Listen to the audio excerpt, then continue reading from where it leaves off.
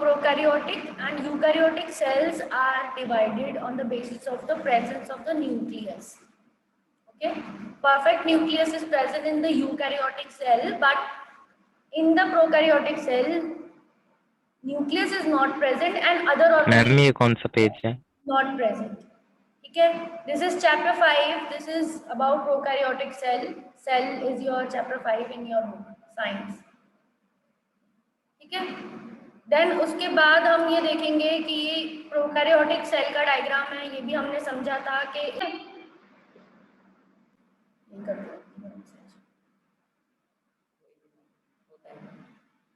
तो prokaryotic cells में आपको इस तरह का आपने स्ट्रक्चर देखा था, डायग्राम देखा था।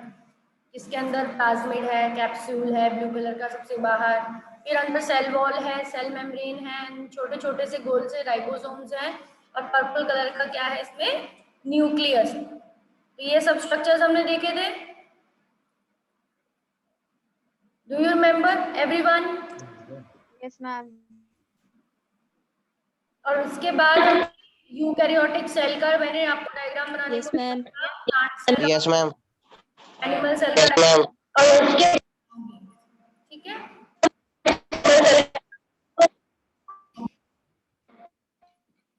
ठीक है। यहाँ पर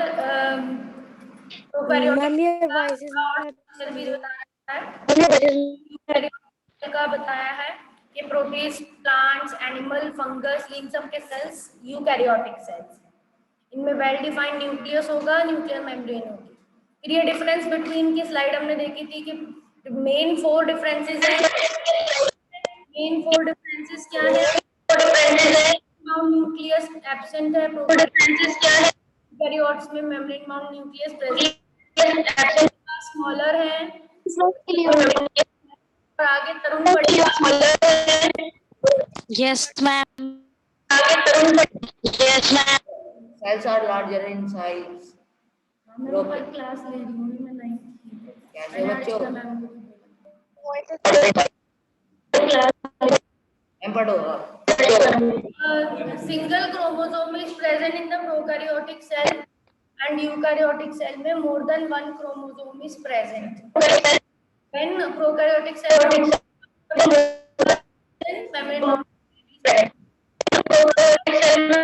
और एनिमल सेल का क्या है डायग्राम मेरा।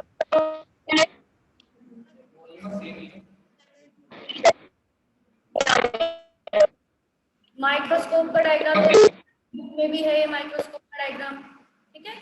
आईपीस होता है, यस मैम। का डायग्राम है, मैम आपकी आवाज रिपीट हो रही है। Yes ma'am. Cytoplasm, cytoplasm.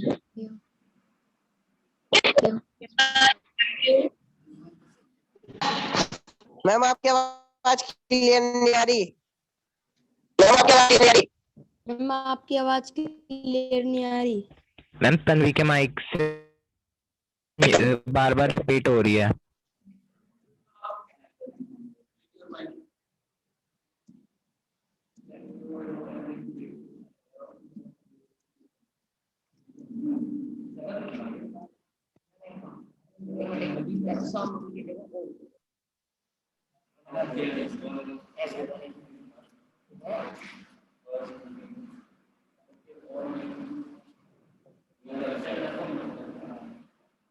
अब यहाँ पर जनरल कंपोनेंट्स है क्या सेल के, ठीक है।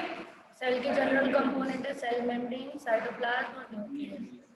और साइटोप्लाज्म के अंदर सेल ऑर्गेनेलीज हैं, ईआर यानी endoplasmic reticulum, mitochondria, Golgi apparatus, ribosomes, lysosomes, centrosomes, plastid. Cell inclusions में ग्रैन्यूल्स और वैक्यूल्स हैं। न्यूक्लियस में न्यूक्लियर मेम्ब्रेन, न्यूक्लियोप्लाज्म, न्यूक्लियोलस, गोमेटिक फाइबर्स। ठीक है, क्लियर हुआ? मैम आपका plasma membrane and its function. Plasma membrane और इसका फंक्शन भी हमने समझा था। यहाँ पे डायग्राम में दिखा रखा है कि ऑरेंज कलर के जो हेड हैं वो आपके लिपिड्स के हेड हैं, ठीक है। और व्हाइट कलर के जो इरेगुलर जिगजैग स्ट्रक्चर्स निकल रहे हैं उन लिपिड्स के हेड से, वो क्या है, टेल्स हैं। तो हेड्स एंड टेल्स, तो 2 लेयर्स बन गई, एक ऊपर वाली लेयर हो गई विच इज सेल के एक्सटर्नल से वो कह सकते हैं एक्सपोज हो रही है। अगर K+K+ जहाँ पे लिखा हुआ है, अगर वो सेल का साइटोप्लाज्म है तो ऊपर वाला ग्रीनिश सरफेस क्या है, सेल का इन्वायरमेंट है। तो एक मेम्ब्रेन की साइड तो क्या होगी, इन्वायरमेंट से एक्सपोज होगी, और एक मेम्ब्रेन के हेड्स किससे एक्सपोज होंगे, साइटोप्लाज्म से। तो बीच में क्या कितनी लेयर की मेम्ब्रेन है, डबल लेयर। लिपिड के कितने लेयर्स हैं, प्लाज्मा मेम्ब्रेन में लिपिड के डबल लेयर हैं, जो जिनकी टेल तो आपस में फ्यूज है, और हेड्स क्या है, हेड्स दोनों अपोजिट तरफ है, एक एक्सटर्नल तरफ है और एक इंटरनल तरफ। This is outermost covering of cell that separate the content of the cell from its external environment। मतलब ये सबसे बाहर की बाउंड्री है सेल की, जो सेल को एक्सटर्नल इन्वायरमेंट से क्या करती है, सेपरेट करती है। The plasma membrane allows or permits the entry and exit of some material in and out of the cell। Plasma membrane अंदर आने देती है कुछ चीजों को, और कुछ चीजों को बाहर जाने देती है, अपने अंदर से बाहर जाने देती है, ठीक है। It also prevents movement of some material, कुछ मटीरियल्स को आने देती है, कुछ मटीरियल्स को वो नहीं आने देती। It also the cell membrane therefore called selectively permeable membrane, इसीलिए सेल मेम्ब्रेन को सिलेक्टिवली परमिएबल मेम्ब्रेन कहते हैं। सिलेक्शन करके ही परमिएबल करती है, मतलब पास करती है अपने अंदर से चीजें, ठीक है। Cell membrane select the things which can be passed or and then it passes it, ठीक है। Cell membrane, plasma membrane is the boundary that separates the living form from its surroundings। तो आज का टॉपिक हमारा plasma membrane ही है कि plasma membrane एक ऐसी बाउंड्री है जो सेपरेट करती है लिविंग को फ्रॉम इट्स सराउंडिंग, अपने surroundings. Integrity of cells, size and shape, cell का साइज, शेप सबको फंक्शंस को मेंटेन रखती है। कंट्रोल ट्रांसपोर्ट, सेल के अंदर से कंट्रोल करती है ट्रांसपोर्ट को, ठीक है। एक्सक्लूड्स अनवांटेड मटेरियल, अगर कुछ बाहर भेजना होता है अनवांटेड मटेरियल तो वो भी बाहर भेजा होता है, ठीक है। एंड वो भी बाहर भेजना किसका काम है, प्लाज्मा मेम्ब्रेन का काम है। तो पहली बात तो इंटीग्रिटी ऑफ द सेल मतलब साइज और शेप को मेंटेन करने का काम है। प्लाज्मा मेम्ब्रेन का सबसे फर्स्ट काम क्या है, साइज सेल का और शेप सेल का बिल्कुल परफेक्ट रहे, मेंटेन रहे। कंट्रोल ट्रांसपोर्ट किसका काम है, सिलेक्टिवली परमिएबल। कोई चीज अगर जैसे हम देखते हैं टोल नाके होते हैं और वहां पर पूरी ड्राइविंग आईडी सब लाइसेंस ये सब चेक होते हैं, और फिर उनमें रिसिप्ट कटती है, फिर उन्हें बेचते हैं, तो वो लीगल चीज़ों को पास कर रहे हैं। तो कंट्रोल ट्रांसपोर्ट का मतलब यही, प्लाज्मा मेम्ब्रेन एक ऐसी चीज़ है जो कि यूजफुल सब्सटेंसेस को बस अंदर आने देगी, अनयूजफुल अनवांटेड को नहीं आने देगी। वो रिएक्शंस करती है, उसके अंदर कुछ ऐसे रिसेप्टर्स होते हैं उस मेम्ब्रेन के ऊपर, कुछ ऐसे कनेक्टर्स होते हैं कि जो यूजफुल थिंग्स से रिएक्शन करते हैं और डिटेक्ट करते हैं अच्छी अच्छी चीजों को, और तभी उसमें पर्टिकुलर चीज अंदर ये गैप बनता है और फिर गेट खुलता है और फिर ही अंदर आ सकता है। तो इसीलिए बोला है कि plasma membrane is selectively permeable, पहले सिलेक्शन करेगी एंड देन वो उसके अंदर आने देगी, ठीक है। तो कंट्रोल हो गया ट्रांसपोर्ट क्या हो गया, कंट्रोल्ड वे में हो गया। ऐसा नहीं है अनलिमिटेड मैनर में कुछ अंदर आ ही जा रहा है, लिमिटेड मैनर में बाहर ही बाहर जाया जा रहा है, तो सेल अपने आप को भी मेंटेन नहीं कर पाएगा, सेल डाई भी हो सकता है। अगर बाय चांस पानी ही ज्यादा आने लगे, बहुत सारा पानी भरने लगे अंदर आके सेल, तो सेल का के अंदर इतना प्रेशर जनरेट हो जाएगा कि वो प्लाज्मा मेम्ब्रेन को भी क्या कर सकता है, ब्रेक कर सकता है। एक्सेस पानी भी बाहर निकलेगा, जितना पानी जरूरी है उतना ही पानी अंदर आएगा। एक्सक्लूड्स, तभी थर्ड पॉइंट बोला है, excludes the unwanted material from entering the cell. जो अनवांटेड मटेरियल है उसे बाहर ही रखता है, उसे अंदर नहीं आने देता। फॉर्म अ फिजिकल बैरियर, एक बैरियर सा बन जाता है एक्सटर्नल इन्वायरमेंट से अंदर की तरफ, एक बैरियर बन गया। बैरियर मतलब एक कह सकते हैं सेपरेशन बन गया। Allows the cell to create different environments outside and inside, outer तरफ और इनर तरफ दोनों तरफ एक सेल को एक क्या करना है, सेल को एक इन्वायरमेंट मतलब ये सारा बंदोबस्त इसीलिए है सेल मेम्ब्रेन का, ताकि आउटर और इनर कंडीशंस क्या रहे, सेपरेट रहे, एक जैसी ना हो जाए। सेल अपने काम करेगा अंदर ही अंदर, सेल को एक ऑर्गेनाइजेशन चाहिए। यहाँ जैसे स्कूल है, स्कूल में अगर एजुकेशन देनी है तो यहाँ particular education related material available होगा, एजुकेशन रिलेटेड इंस्ट्रूमेंट्स अवेलेबल होंगे, ठीक है। ऐसा तो नहीं है कि यहाँ पे हम कोई और चीजें भी ला के रख सकते हैं, नहीं है। तो ऐसे ही सेल क्या करता है, सेल प्लाज्मा मेम्ब्रेन का यही काम है, जो सेल के रिएक्शन की चीजें जरूरी हैं वो ही अंदर रहें, बाकी सारी इन्वायरमेंट में बाहर रहें, यूजफुल चीजें अंदर रहें, ठीक है। तो it is create okay ma'am. environment from outside and inside. Fourth question क्या है, maintains the ionic concentration of cell and of the cytosol. मतलब सेल के अंदर कितने प्रोटॉन्स, कितने पोटेशियम, कितने हाइड्रोजन, कितने कैल्शियम आयंस। तो आयंस मतलब होती है चार्ज केमिकल, जिनके ऊपर चार्जेस लगे हो, प्लस माइनस लगा रहता है चार्ज। जैसे सोडियम क्लोराइड का फॉर्मूला NaCl, पर उनमें से Na क्या है, पॉजिटिव, और Cl क्या है, नेगेटिव। तो नेगेटिव।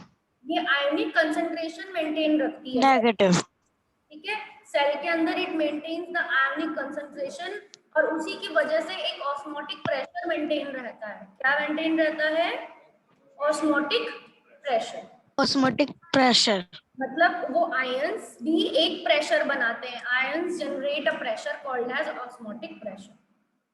हमने देखा पानी भी अपना प्रेशर बनाता है, तो आयंस भी अपना प्रेशर बनाते हैं, जिसे ऑस्मोटिक प्रेशर कहते हैं। Allow us for creation of gradients electrical and chemical, इसी की वजह से ग्रेडियंट बनते हैं। ग्रेडियंट मतलब होता है हायर लेवल और लोअर लेवल, यानी कि एक ग्रेड बन जाता है। ए ग्रेड, बी ग्रेड हम जानते हैं, सी ग्रेड हम जानते हैं।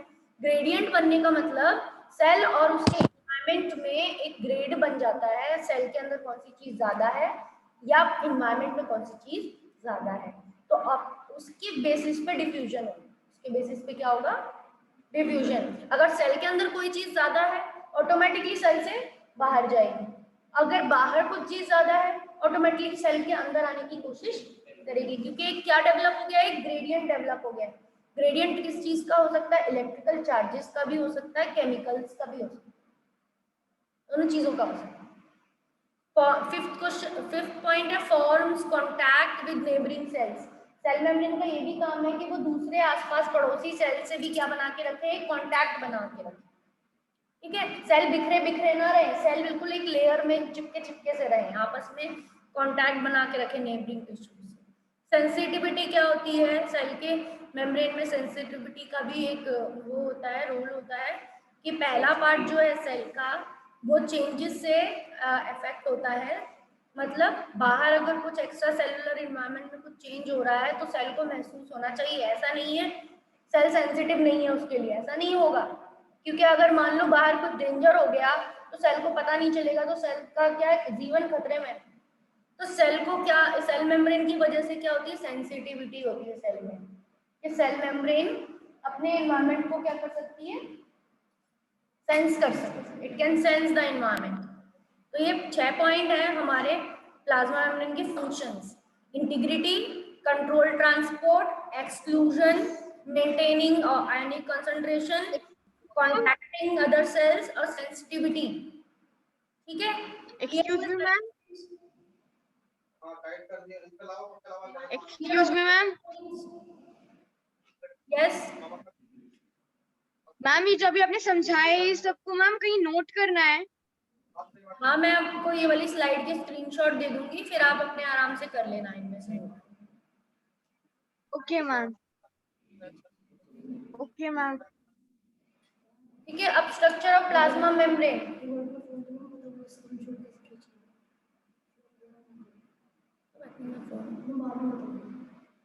तो इसमें क्या है, स्ट्रक्चर ऑफ प्लाज्मा मेम्ब्रेन है। प्लाज्मा मेम्ब्रेन का स्ट्रक्चर एक और बार यहाँ समझाया हुआ है कि plasma membrane is phospholipid bilayer.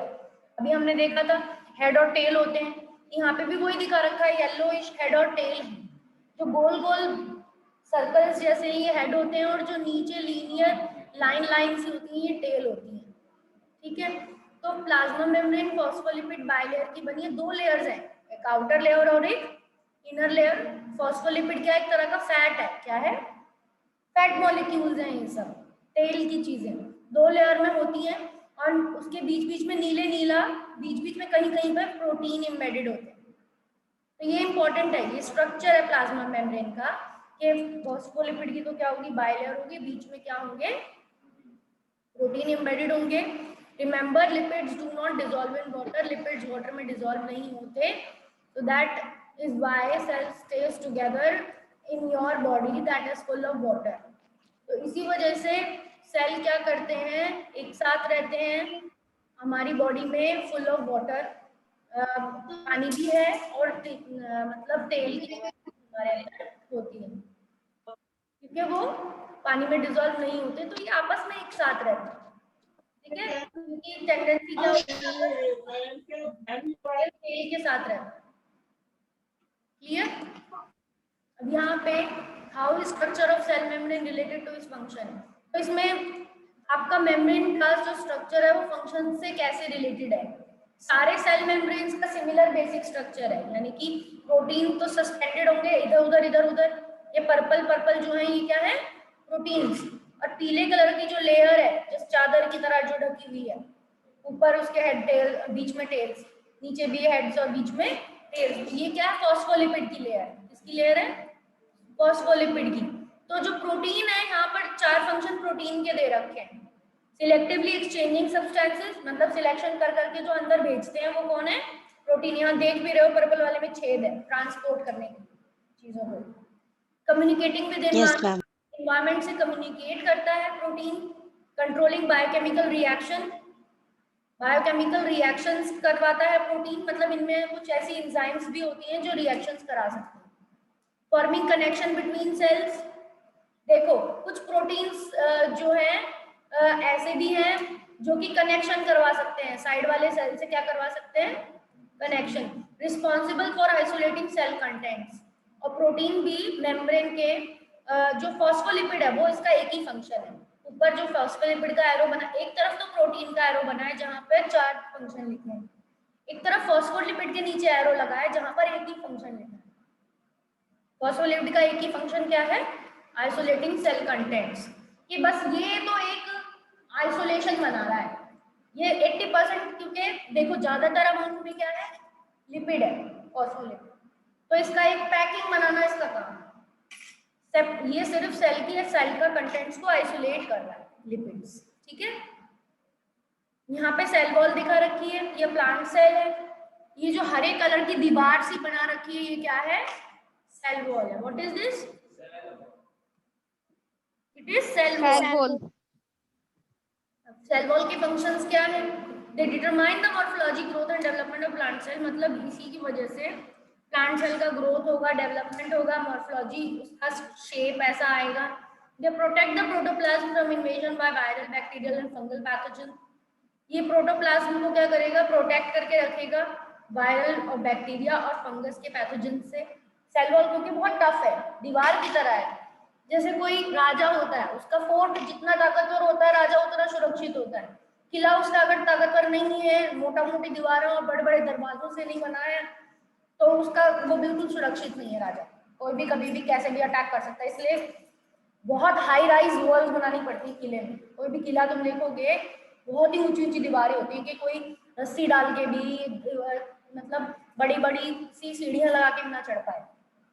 तो सेल वॉल का फंक्शन यही है कि सेल वॉल में क्या होगा, कि फंक्शंस ऑफ सेल वॉल में दे डिटरमाइन द मॉर्फोलॉजी, ग्रोथ और डेवलपमेंट होगा। They protect protoplasm from invasion by viral and bacterial and fungal pathogen. They are rigid structures and thus help in plant in withstanding the gravitational forces. ठीक है, तो ये बहुत सख्त structure होते हैं, जैसे सॉलिड रिजिड होते हैं ना, हमने पढ़ा सॉलिड और रिजिड, वैसे ही सेल वॉल भी रिजिड स्ट्रक्चर है जो हेल्प कर रहे हैं प्लांट को ग्रेविटेशनल फोर्सेस को विथस्टैंड करने में। मतलब बाहर से जो भी फोर्स आ रहा है सेल उसको क्या कर रहा है, झेलने में, सेल वॉल उसे झेलने में क्या कर रहा है, हेल्पफुल है। They are involved in transport of material metabolites into and out of the cell. और सेल वॉल भी, जैसे प्लाज्मा मेम्ब्रेन भी ट्रांसपोर्ट में मदद कर रही है, वैसे सेल वॉल भी प्लाज्मा मेम्ब्रेन में ट्रांसपोर्ट में मदद करती है। They withstand turgor pressure which develops within the cell due to high osmotic pressure। और जो सेल के अंदर टर्गर प्रेशर बनेगा उसे भी हमने जब पढ़ा था, एंडोस्मोसिस होती है, पानी अंदर की तरफ भरता है, तो प्लाज्मा मेम्ब्रेन सेल वॉल पे क्या लगा रही थी? फोर्स लगा रही थी। तो वो प्रेशर झेलने का काम कौन करती है? सेल वॉल करती है।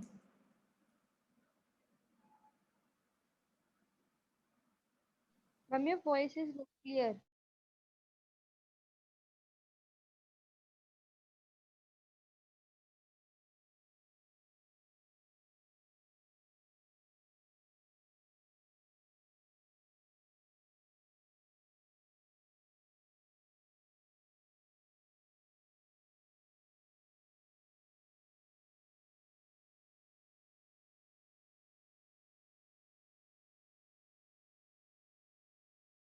यहाँ पर भी एक न्यूक्लियस का स्ट्रक्चर। अभी जब आपका सेल मेम्ब्रेन हो गया, सेल वॉल हो गया, तो न्यूक्लियस, नेक्स्ट स्ट्रक्चर क्या बचा है?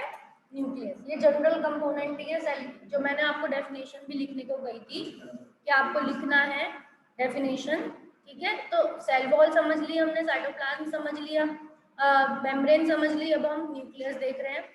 न्यूक्लियस का स्ट्रक्चर आप इस तरह का बना सकते हो। न्यूक्लियोलस एक डार्क नीले रंग का स्ट्रक्चर एक कोने पे रहेगा, येलो कलर की, इसकी भी कितनी लेयर की मेम्ब्रेन है? 2 लेयर की। तो न्यूक्लियस की भी एक स्फेरिकल स्ट्रक्चर है, बॉल जैसा गोल स्ट्रक्चर। इसकी भी डबल मेम्ब्रेन है। डबल मेम्ब्रेन में बीच बीच में क्या है? पोर्स है। क्या है? पोर्स, जिन्हें न्यूक्लियर पोर कहा गया है। क्या कहा गया है? न्यूक्लियर पोर कहा गया है। देन न्यूक्लियर मेम्ब्रेन है येलो वाली, और रेड कलर की क्या है? क्रोमेटिन। रेड कलर का एक धागा जैसा अंदर पड़ा हुआ है, थ्रेड जैसा, that is called as chromatin. उसे क्या बोलते हैं? क्रोमेटिन बोलते हैं। क्रोमेटिन का मतलब क्या होता है? डीएनए है, DNA in a thread like manner. तो न्यूक्लियस का मेन फंक्शन डीएनए को रखना है। Deoxyribonucleic acid, this is genetic material. Cell का जेनेटिक मटेरियल होता है डीएनए, तो ये न्यूक्लियस में रहता है। न्यूक्लियस का स्ट्रक्चर और फंक्शन, यहाँ पे एक और बार वही डायग्राम दिखा रखा है। देखो, ब्राउन कलर की मेम्ब्रेन दिखा रखी है, बीच बीच में क्या है? पोर्स है, ठीक है। न्यूक्लियर मेम्ब्रेन है, ब्राउन कलर की, पोर्स है, राइबोसोम्स है, क्रोमेटिन फाइबर्स है, इधर पड़े हैं ब्लू कलर के, और हरे कलर का है न्यूक्लियोलस, डार्क मटेरियल। स्ट्रक्चर और फंक्शन, न्यूक्लियस सेल के सेंटर में रहता है। हर सेल पर जो यूकैरियोटिक सेल होते हैं उनमें सेल के सेंटर में क्या रहता है? न्यूक्लियस रहता है, ठीक है। स्ट्रक्चर दे रखे हैं 4 यहाँ पर।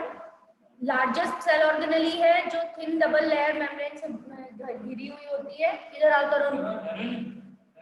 तो न्यूक्लियस क्या है?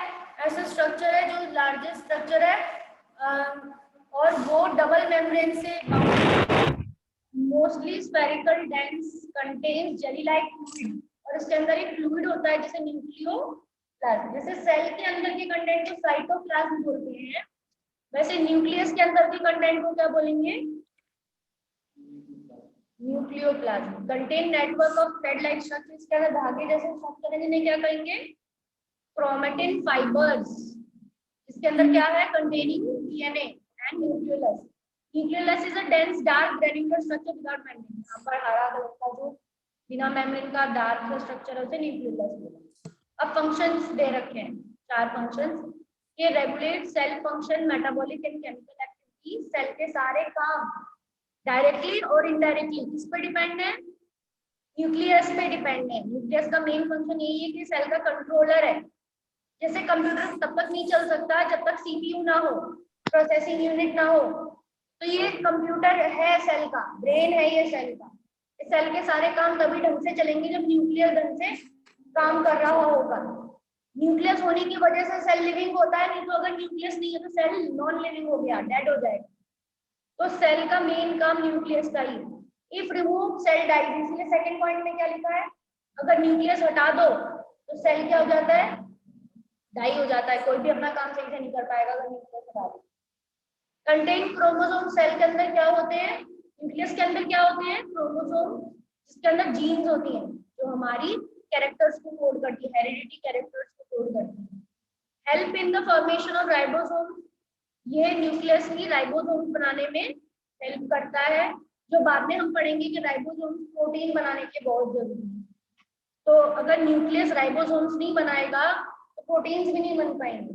तो न्यूक्लियस का ये जो डार्क कलर का स्ट्रक्चर था ना, जो हमने न्यूक्लियोलस बोला है, एक्चुअली में यहाँ राइबोसोम्स बनते हैं। क्या बनते हैं? राइबोसोम, इसीलिए डार्क कलर दिखता है। यहाँ पे बहुत छोटे छोटे छोटे छोटे छोटे राइबोसोम्स बनते रहते हैं। फिफ्थ जो पॉइंट है, play a key role in cellular reproduction. Cell के रिप्रोडक्शन में बहुत इंपॉर्टेंट रोल प्ले करता है। मतलब सेल जब अपने आप को डिवाइड करेगा, एक सेल से 2 सेल में कन्वर्ट होगा, तो न्यूक्लियस भी उसमें रोल प्ले करेगा। क्लियर? Yes ma'am. तो यहाँ पर ये चीजें बहुत इंपॉर्टेंट हैं। तो आज का हमारा फंक्शन, ये आज के हमारे क्वेश्चन यही रहेंगे कि आपको न्यूक्लियस का स्ट्रक्चर और फंक्शन लिखना है, प्लाज्मा मेम्ब्रेन के फंक्शन लिखने हैं और सेल वॉल के फंक्शन लिखने हैं। तीनों के आपको फंक्शन लिखने हैं, function of nucleus, function of plasma membrane, function of cell wall. ठीक है, ये स्क्रीनशॉट्स मैं आपको शेयर कर दूंगी, इनमें से भी आप पॉइंट्स जोड़ सकते हैं एंड क्वेश्चन शेयर करूंगी ग्रुप में, मैं सेंड करूंगी क्वेश्चंस जो आपके आज के होमवर्क है। ठीक है, क्लियर हो गया? जो आप स्क्रीनशॉट भेज